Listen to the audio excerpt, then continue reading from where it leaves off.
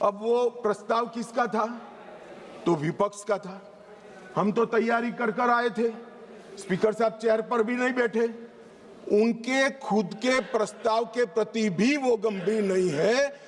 जिस दिन उनका लाया हुआ प्रस्ताव जो 4 दशक के बाद रूल्स का उपयोग कर लाए थे, वो प्रस्ताव की चर्चा करने की जगह उन्होंने सदन को बिखेर देने का काम किया। इससे ज्यादा शर्मनाक घटना कोई नहीं हो सकती। आपके खुद के प्रस्ताव पर आप चर्चा नहीं करना चाहते हो और फिर कहोगे हमें बोलने नहीं देते। बिजनेस एडवाइजरी कमेटी ने सबकी सहमति से 9 तारीख मुकर्रर की थी मान्यवर, वो भी बैठे थे। हम सबको मालूम है बोलने के विषय बिजनेस एडवाइजरी कमेटी तय करती है, सदन का बिजनेस एडवाइजरी कमेटी करती। आपकी सहमति से 9 तारीख को आया और ये इससे सहमत नहीं, सदन को डिस्पर्स कर लिए मान्यवर। और मैंने तो साहब ये कितनी गंभीरता है मैं बताता हूं।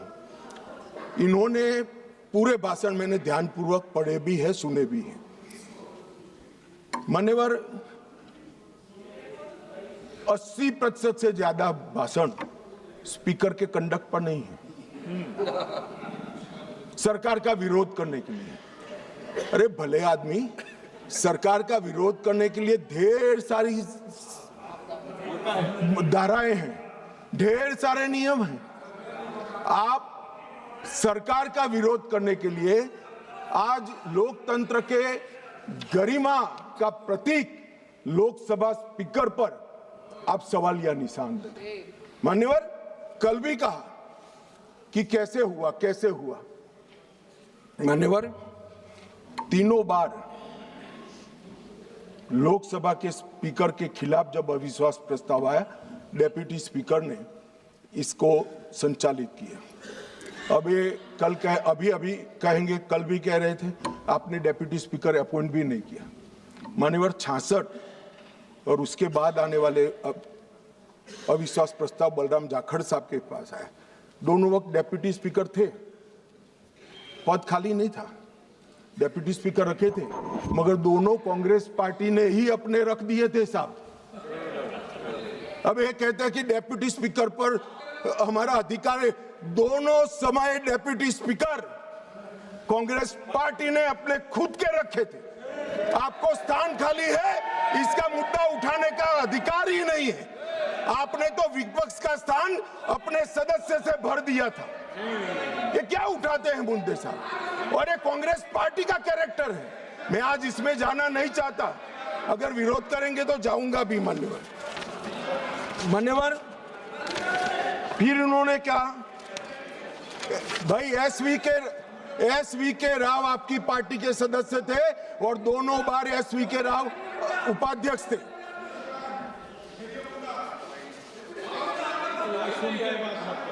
भैया 54 एक मिनट बैठ जाओ।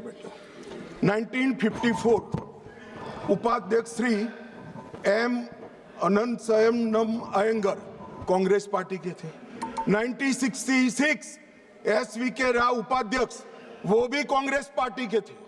आप तो विपक्ष को इसका भी, हमने तो कम से कम खाली रखा है आपके लिए, आपने तो खाली भी नहीं रखा, सत्ताधारी पार्टी से ही भर दिया।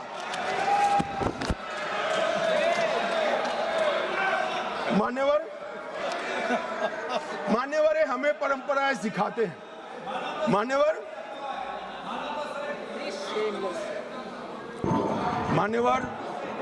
मैं विद्यमान लोकसभा स्पीकर साहब के लिए भी कुछ जरूर कहना चाहता हूं मान्यवर। 16वीं लोकसभा में 331 बैठकें थी, 17वीं लोकसभा में 274 और 25 से अब तक 25 तक 103 बैठकें हुई। 25 में बजट सत्र जो था 118% उत्पादकता वाला हुआ। इंदिरा गांधी जी के समय से अब तक एवरेज उत्पादकता 16वीं लोकसभा की 91%, 70वीं की 91% और 18वीं की इतने डिस्टर्बेंस के बावजूद भी 91% रही है। मैक्सिमम स्पीकर साहब के कार्यकाल के अंदर एक हुआ है। शून्यकाल की अवधि को अध्यक्ष जी ने 5 घंटे तक पहुंचाया। साहब, मुझे भी विधायक सांसद रहते हुए 30 साल हुए, मैंने कभी नहीं देखा रात को 12 बजे तक सदस्यों को शून्यकाल उठाने का मौका हमारे स्पीकर, लोकसभा स्पीकर 202 सांसदों को मान्यवर प्रश्न उठाने का मौका मिला और 19 में जुलाई में 161 सांसदों को शून्यकाल उठाने का मौका दिया गया। मान्यवर, अब ये कहते हैं मौका नहीं मिलता है। मान्यवर, नई आवाजों को प्रोत्साहन करना भी स्पीकर का एक नैतिक दायित्व होता है। 19 में रिकॉर्ड 78 महिलाएं संसद में चुनकर आई। सभी महिला सांसदों को बोलने का अधिकार हरेक को 78 की 78 महिला सांसदों को बोलने का अधिकार हमारे स्पीकर साहब ने दिया है। बिरला जी के आग्रह से सदन के अंदर क्षेत्रीय भाषाओं का उपयोग भी बढ़ा और लगभग 14 भाषाओं में भाषण यहां पर करा गया। मान्यवर, ये बहुत बड़ी बात, सदस्य अपनी भाषा में बात कर सकता है और पहली बार अनुवाद की पैनल पूरी हुई है मान्यवर, और ये बहुत बड़ी बात है। डिजिटल संसद 2.0 लगभग 8000 घंटे का ऑडियो विजुअल रिकॉर्डिंग डिजिटल कर दिया गया है। आज युवाओं को संसद की भाषण और चर्चाएं सुननी है तो वो डिजिटली मान्यवर उपलब्ध है। राष्ट्रीय ई विधान एप्लीकेशन पूरी लोकसभा को पेपरलेस करने की दिशा में हम आगे बढ़ चुके हैं। और मान्यवर, राष्ट्रमंडल अध्यक्षों के पीठासीन अधिकारियों का 28वां जो सम्मेलन हुआ, इसमें बिरला साहब के भाषण को उपस्थित सभी संसद के स्पीकर्स ने इसकी बुरी प्रशंसा कर संसद की बढ़ा है। बिरला साहब ने ही बिल पर प्री सेशन ब्रीफिंग करने का अवसर सांसदों को दिया और सबसे बड़ी बात, अंग्रेजों के समय में बनी हुई संसद से हम भारत की आजादी के बाद बनी हुई संसद में भी बिरला साहब की मान्यवर, ये मैं इसलिए बता रहा हूं कि इसमें से कोई चीज उनकी मंशा से नहीं की है, सबको सर्वसहमति से किया है। मान्यवर, पूरे देश भर में भारतीय जनता पार्टी की छवि खंडित करने के लिए एक प्रचार चल रहा है। उन्हें बोलने नहीं दिया जाता, मगर मैं जो लोग ये प्रयास करें उनको कहना चाहता हूं, इससे भारतीय जनता पार्टी की छवि खंडित नहीं होती। क्योंकि कौन बोलेगा, कितना बोलेगा, कब बोलेगा और क्या बोलेगा, वो निर्णय सत्ताधारी पार्टी नहीं कर सकती। मान्यवर, आप करते हो, ये स्पीकर करते हो। जब आप सुन लो ना, सुन लो, पहले सुन लो। मान्यवर, मैं स्पष्ट करना चाहता हूं कि हमने कभी विपक्ष की आवाज दबाने का काम नहीं किया, और ये लोग जो अभी मेरी आवाज दबाने का प्रयास कर रहे हैं, उनको मैं कहना चाहता हूं, विपक्ष की आवाज दबाने का काम तो 1975 में हुआ था, जब समूचा विपक्ष जेल के अंदर बंद कर दिया गया। ये विपक्ष की आवाज दबाना कहते हैं मान्यवर। और ये नियमों के अनुसार सदन चलाने का दायित्व मान्यवर स्पीकर का होता है, और ये स्पीकर को जो दायित्व दिया है वो लोकसभा के नियमों के तहत दिया है। जो बिरला साहब के समय में नहीं बने। 349 इनकी अविश्वास की प्रस्ताव में जिस स्पीकर के अधिकार के कारण अविश्वास प्रस्ताव लाए, मैं सब स्पष्ट करना चाहता हूं। सदन में सदस्य का समग्र आचरण कैसा हो वो तय करने का अधिकार नियम संख्या 349 में पीठ को दिया है, आसन को दिया है। बोलते वक्त भाषा, प्रासंगिकता और मर्यादा तीनों उसका निर्णय करने का काम माननीय अध्यक्ष जी को दिया है। मैंने पहले भी कहा कि मैं आज यहाँ स्पीकर साहब के अविश्वास के प्रस्ताव पर बोल रहा हूं तो इस देश में माओवाद समाप्ति के कगार पर आया, इस पर नहीं बोल सकता, इसकी प्रासंगिकता नहीं है मान्यवर। और कितना बोलना है इसके लिए भी कुछ नियम बने हैं, कुछ परंपराएं बनी हैं। और मान्यवर, ये जो कहते हैं, मैं आज कांग्रेस पार्टी को थोड़ा बताना चाहता हूं। मान्यवर, 70वीं लोकसभा कांग्रेस पार्टी को 157 घंटे और 55 मिनट का समय दिया गया, जबकि उनके 52 सदस्य थे। इसकी तुलना में बीजेपी को 349 घंटे और 8 मिनट दिए गए, जबकि हमारी सदस्य संख्या 303 ही। प्रोरेटा देखे तो बीजेपी से कांग्रेस पार्टी को 6 गुना अधिक समय देने का काम स्पीकर साहब ने किया है। मगर साहब, सीन कैसा है? दूसरे शब्दों में बीजेपी के पास 6 गुना अधिक सदस्य थे, मगर हमें अन्याय हुआ है। और 18वीं लोकसभा में कांग्रेस पार्टी द्वारा कल तक 71 घंटे बोला गया, उनके पास 99 सदस्य हैं। और भारतीय जनता पार्टी को 71 बनाम 122 घंटे मिले हैं, जबकि हमारे 239 सदस्य हैं। तो एक प्रकार से इसमें भी 18वीं लोकसभा में भी कांग्रेस को भाजपा से 2 गुना समय। और मान्यवर, विपक्ष के नेताजी का ग्रीवेंसेस है कि मुझे बोलने नहीं दिया जाता, विपक्ष के नेता की आवाज दबा देते। अब मान्यवर, मैं उनको पूछना चाहता हूं, कांग्रेस पार्टी में 157 घंटा 55 मिनट बोला गया, वो कौन बोलेगा, वो तय कौन करेगा? स्पीकर करेंगे क्या? नहीं, वो तय आपको करना है, विपक्ष के नेता ने करना है। मगर बोलने का मौका आता है तब जर्मनी होते हैं, इंग्लैंड होते हैं मान्यवर। और फिर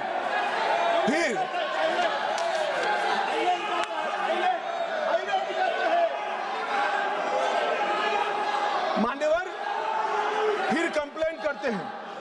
18वीं लोकसभा में मान्यवर, 18वीं लोकसभा में 157 घंटे और 55 मिनट कांग्रेस पार्टी के सदस्य बोले। मैं आपके माध्यम से विपक्ष के नेता को पूछना चाहता हूं, आप कितना बोले? क्यों नहीं बोले? कौन से स्पीकर ने रोका था आपको?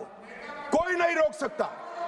एक गलत प्रचार किया जा सकता है, किया जा रहा है लोकसभा को बदनाम करने को। मान्यवर, 18वीं लोकसभा में, इस लोकसभा में जो सदन अभी अस्तित्व में है, 71 घंटा दिया गया आपको। कितना बोले भाई? और क्यों नहीं बोले? वो तो आपका अधिकार है, कौन बोलेगा? अरे वो छोड़िए साहब, विपक्ष के नेता की पार्टी लोकसभा स्पीकर पर अविश्वास का प्रस्ताव लेकर आई है, उस पर भी विपक्ष के नेता कुछ नहीं बोलते हैं। तो भैया क्यों लाए हो प्रस्ताव? मान्यवर, ये बोलने नहीं देते हैं, वो ठीक नहीं। वो बोलना नहीं चाहते हैं, और बोलना चाहते हैं तो नियम अनुसार बोलना नहीं आता है। ये कोई सभा नहीं है, यहां पर हर सदस्य ने लोकसभा के नियमों के अनुसार बोलना है। अब उन्होंने कहा, कल माननीय सदस्य वेणुगोपाल जी ने मुद्दा उठाया, 40 बार या 38 बार जो बोले, मुझे फिगर याद नहीं है, विपक्ष के नेता को टोका गया, रोका गया। भाई, स्पीकर के द्वारा एक बार टोकने के बाद दूसरी बार आप वही बात करोगे तो स्पीकर के पास क्या विकल्प रहता है? जब यहां से श्री राजनाथ सिंह जी ने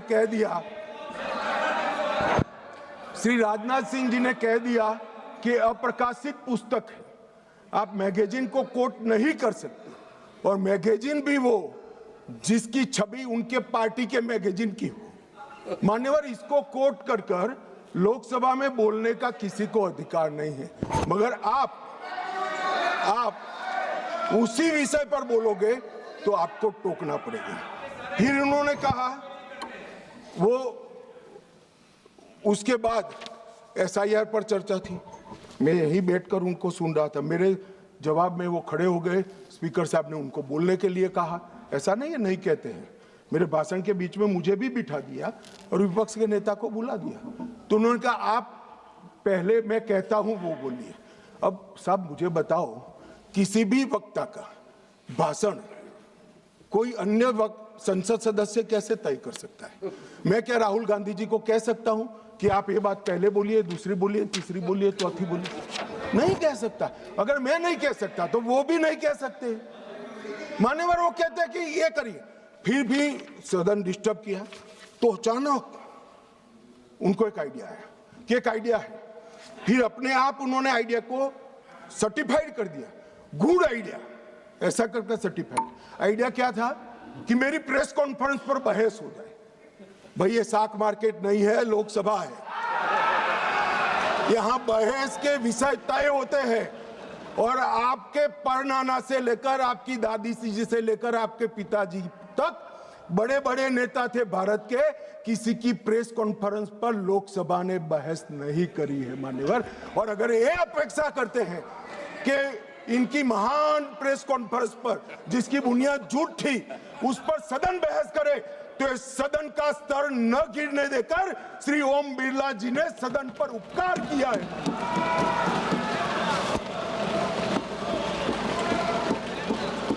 और मान्यवर, मैं सिर्फ इस सदन की बात नहीं करता। 70वीं लोकसभा में विपक्ष को 40% समय दिया गया, समूचे विपक्ष को, जो प्रोरेटा से 2.5% ज्यादा है। मेंशन ऑफ थैंक्स में विपक्ष को 34% समय दिया गया, और 18वीं लोकसभा में 45%, और शून्यकाल में विपक्ष की भागीदारी मान्यवर 55% रही है, 55%। और ये कहते हैं कि हमें बोलने नहीं देते। मान्यवर, किसको बोलना, किसको बोलना, किसको बोलना, वो अधिकार उस दल के नेता का है। जब आप स्वयं बोलना नहीं चाहते हैं, कोई आपको कैसे बुला सकता है? आप स्वयं बोल, इतने घंटों में आप जब भी चाहे बोल सकते थे, मगर भाई बोलना तो ये अविश्वास प्रस्ताव आने के बाद भी नियम अनुसार ही बोलना पड़ेगा। और अगर नियम की समझ नहीं है तो 2 सीनियर सांसदों से किसी को भी समझना पड़ेगा। मान्यवर, इसके अलावे किसी को नियम तोड़कर बोलने की